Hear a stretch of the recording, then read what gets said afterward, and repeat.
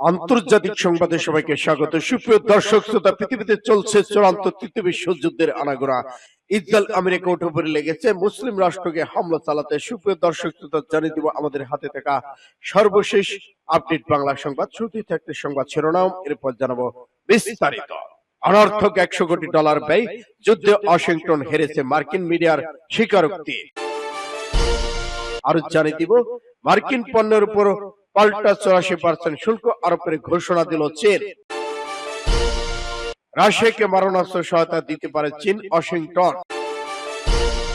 রাফালকে টক্কর দিতে পাকিস্তান কিনছে ভয়ঙ্কর যুদ্ধ বিমান। আমেরিকার সঙ্গে সম্ভাব্য পরোক্ষ আলোচনায় ওমান তৃতীয় পক্ষের ভূমিকায় থাকতে পারে, জানালো ইরান। হুমকি বন্ধ করলে যুক্তরাষ্ট্রের সাথে পরমাণু চুক্তিতে প্রস্তুত থাকবে ইরান। এদিকে চীনের আকাশে 3 ইঞ্জিনের ফাইটার জেট সবাইকে পিছনে ফেলল J-36। এবং সর্বশেষে জানিয়ে দিব ইরাকে মার্কিন ঘাঁটিতে ইরানের রকেট হামলা। এতক্ষণ শুনছিলেন সংবাদ শিরোনাম, এখন বিস্তারিত। তবে অনুরোধ থাকবে এই ভিডিওটিতে একটি লাইক দিন এবং কমেন্ট করে জানিয়ে দিন আপনি কোন জেলা থেকে বা কোথা থেকে আমাদের সাথে যুক্ত রয়েছেন। ইরান ইসরায়েল যুদ্ধের আপডেট সংবাদ হাতে পেতে চ্যানেলটি সাবস্ক্রাইব করে আমাদের সঙ্গেই থাকুন এবং জানিয়ে দিন আপনাদের মূল্যবান মতামত। ধন্যবাদ। অনর্থক $100 কোটি ব্যয়, যুদ্ধে ওয়াশিংটন হেরেছে, মার্কিন মিডিয়ার স্বীকারোক্তি। অনর্থক $100 কোটি ব্যয়, ইয়েমেনের সাথে যুদ্ধে ওয়াশিংটন হেরেছে, মার্কিন মিডিয়ার স্বীকারোক্তি। মার্কিন গণমাধ্যম স্বীকার করেছে যে ইয়েমেনে মার্কিন যুক্তরাষ্ট্র তার লক্ষ্য অর্জনে ব্যর্থ হয়েছে। CNN সাম্প্রতিক বিশ্লেষণে স্বীকার করেছে যে বিমান হামলার মাধ্যমে ইয়েমেনি প্রতিরোধ বাহিনীকে চ্যালেঞ্জ করার ক্ষেত্রে আমেরিকার সামরিক লক্ষ্য ব্যর্থ হয়েছে। ইয়েমেনে আক্রমণে মার্কিন ব্যর্থতার কথা এমন এক সময় বলা হচ্ছে যখন বুধবার ইয়েমেনি সশস্ত্র বাহিনীর মুখপাত্র ইয়াহিয়া সারি দেশটির আকাশে আরেকটি আমেরিকান MQ-9 ড্রোন ভূপাতিত করার ঘোষণা দিয়েছে। পাঁচ টুডে জানিয়েছে এটি ইয়েমেনের 18তম মার্কিন ড্রোন ভূপাতিত করার ঘটনা। CNN সৌদি নেতৃত্বাধীন সামরিক জোটে বোমা হামলার সময় ইয়েমেনিদের উচ্চ প্রতিরোধ সক্ষমতার কথা উল্লেখ করে স্বীকার করেছে যে 3 সপ্তাহের কম সময়ে ইয়েমেনি বাহিনীর বিরুদ্ধে মার্কিন সামরিক অভিযান মোট ব্যয় $100 কোটি বলে অনুমান করা হচ্ছে। তবে এই আক্রমণগুলো এখন পর্যন্ত ইয়েমেনিদের সামরিক শক্তি ধ্বংস করার ক্ষেত্রে খুব কম প্রভাব ফেলেছে। কিছু আঞ্চলিক কূটনৈতিক সূত্রের পাশাপাশি বিশ্লেষকদের উদ্ধৃতি দিয়ে CNN আরো দাবি করেছে যে কেবল স্থল আক্রমণ ইয়েমেনের আনসারুল্লাহ আন্দোলনকে পরাজয় ধ্বংসের দিকে নিয়ে যেতে পারে। এ প্রসঙ্গে ইন্টারন্যাশনাল ক্রাইসিস গ্রুপের ইয়েমেন বিষয়ক সিনিয়র বিশ্লেষক আহমদ নাগি বলেছেন, মার্কিন যুক্তরাষ্ট্রে ভুল হলো তারা মনে করে বিমান হামলা ইয়েমেনে আনসারুল্লাহকে পিছু হটতে বাধ্য করতে পারে, কিন্তু সাবেক মার্কিন প্রেসিডেন্ট জো বাইডেনের আমলে এই সামরিক কৌশল ব্যর্থ হয়েছিল। আর এখন নতুন মার্কিন প্রশাসনের অধীনে এই সামরিক কৌশল সফল হওয়ার সম্ভাবনা খুবই কম। মার্কিন পণ্যের উপর পাল্টা 84% শুল্ক আরোপের ঘোষণা চীনের। মার্কিন পণ্যের উপর বুধবার নতুন করে পাল্টা শুল্ক আরোপের ঘোষণা দিয়েছে চীন। লাইভ প্রতিবেদন। চীন জানিয়েছে মার্কিন আমদানি পণ্যের উপর নির্ধারিত শুল্ক আগামীকাল বৃহস্পতিবার থেকে আরো 50% বাড়িয়ে 84% করবে বেইজিং। CNN জানিয়েছে ডোনাল্ড ট্রাম্প ইতিমধ্যেই চীনা পণ্যের উপর যে অতিরিক্ত শুল্ক আরোপ করেছেন এটি তার সমান। এটি বিশ্বের 2 বৃহত্তর অর্থনীতির মধ্যে বাণিজ্য যুদ্ধকে আরো তীব্র করে তুলেছে। শুল্ক আরোপের পাশাপাশি চীনের বাণিজ্য মন্ত্রণালয় 12টি আমেরিকান কোম্পানির উপর রপ্তানি নিয়ন্ত্রণ আরোপ করেছে এবং এর 6টি মার্কিন কোম্পানিকে অনির্ভরযোগ্য সত্তার তালিকায় যুক্ত করেছেন। এই তালিকায় কোম্পানিগুলোকে চীনা ব্যবসা বিনিয়োগ থেকে নিষিদ্ধ করা হয়েছে। ট্রাম্পের শুল্ক আরোপ একের পর এক ভুল। চীনের স্টেট কাউন্সিল ট্রাইব কমিশন এক বিবৃতিতে বলেছে চীনের উপর মার্কিন শুল্ক বৃদ্ধি একের পর এক ভুল। এটি চীনের বৈধ অধিকারের স্বার্থকে মারাত্মকভাবে লঙ্ঘন করে এবং নিয়ম ভিত্তিক বহুপাক্ষিক বাণিজ্য ব্যবস্থার মারাত্মক ক্ষতি করেছে।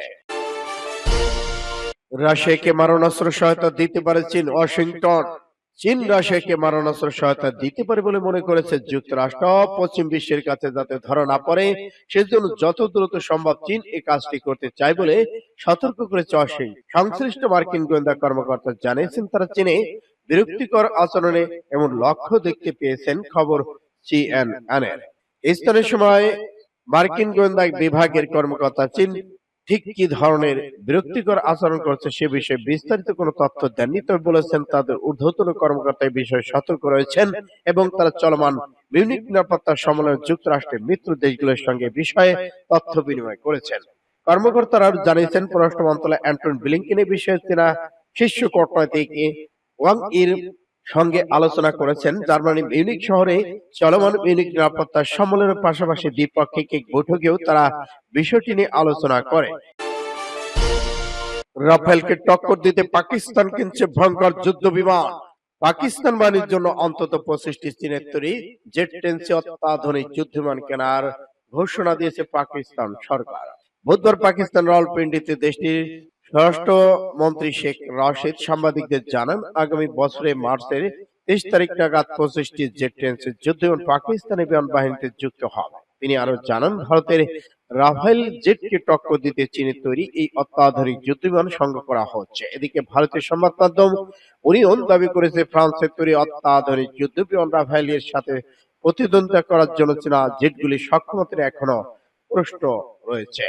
যদি চীন পিপলের ভার্সন আর্মি তাদের বাহিনীর জন্য পুরো জেট এফ যুদ্ধ বিমান প্রতিস্থাপন করে জেট 10 মাল্টি রোল ফাইটার বিমান ব্যবহার করছে। আমেরিকার সঙ্গে সম্ভাব্য পরোক্ষ আলোচনায় ওমান তৃতীয় পক্ষের ভূমিকায় থাকতে পারে জানালো ইরান। ইসলামী প্রজাতন্ত্র ইরানের পররাষ্ট্র মন্ত্রণালয়ের মুখপাত্র ইসমাইল বাখাই বলেছেন, যুক্তরাষ্ট্রের সঙ্গে পরোক্ষ আলোচনা হলে ওমান এক্ষেত্রে মূল প্রার্থী হিসেবে গণ্য হবে। তিনি আজ তেহরানের সাপ্তাহিক সংবাদ সম্মেলনে মার্কিন যুক্তরাষ্ট্রের সাথে পরোক্ষ আলোচনায় এবং তৃতীয় পক্ষের ভূমিকা সম্পর্কে বলেন, পরোক্ষ আলোচনা এগিয়ে নেওয়ার ক্ষেত্রে অন্য পক্ষের অংশগ্রহণের ইতিহাস সৃষ্ট। পরমাণু সমঝোতা জেসিপি এর সময় ইউরোপীয় ইউনিয়নের পররাষ্ট্র নীতি বিষয়ক প্রধান তৃতীয় পক্ষ হিসেবে ভূমিকা রেখেছেন। আমেরিকার সঙ্গে পরোক্ষ আলোচনা শুরু হলে ওমান এই ক্ষেত্রে প্রাধান্য পাবে বলে তিনি ইঙ্গিত দিয়েছেন। বাকাই বলেছেন, গত কয়েক বছরে ওমান ভালো ভূমিকা পালন করেছে।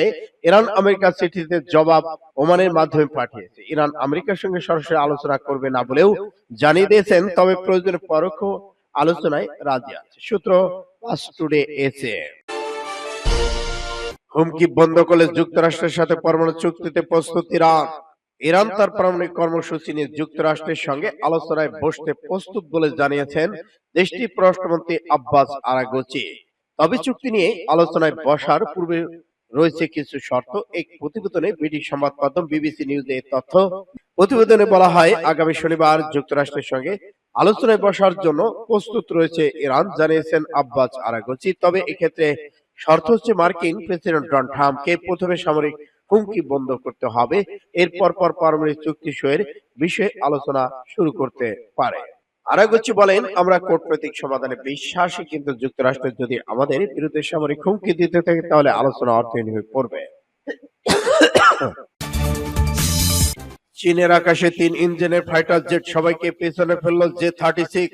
চীনের অত্যাধুনিক ফাইটার জেটের একটি ভিডিও ফুটেজ নতুন করে সামরিক মহলে আলোড়ন সৃষ্টি করেছে। ভিডিও তেলে বিহীন এই 3 ইঞ্জিনের একটি ফাইটার জেটকে সিচুয়ান প্রদেশের চেঙ্গু এয়ারক্রাফটস ইন্ডাস্ট্রিজ গ্রুপের রানওয়ের কাছে মহাসড়কের উপর দিয়ে উঠতে দেখা যায়। পশ্চিম বিশ্লেষকরা এটিকে J-36 নামে অভিহিত করেছেন।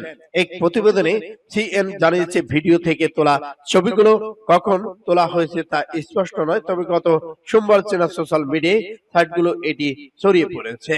গত বছরের শেষের দিকে চীনা সোশ্যাল মিডিয়ায় এই বিমানের ছবি প্রকাশিত হয়। এটি দ্রুত বিমানবাহী উৎস এবং সামরিক বিশ্লেষকদের দৃষ্টি আকর্ষণ করেছে। এরপর নতুন করে ফুটেজ এসেছে, যেগুলো দেখে এটিকে ষষ্ঠ প্রজন্মের বলে মনে করা হচ্ছে, যেটি সর্বশেষ স্টিল প্রযুক্তির এভিনিউক্স এবং পারপ্লান্ট এয়ারক্রাফট ফ্রেমে প্রযুক্তির অন্তর্ভুক্ত।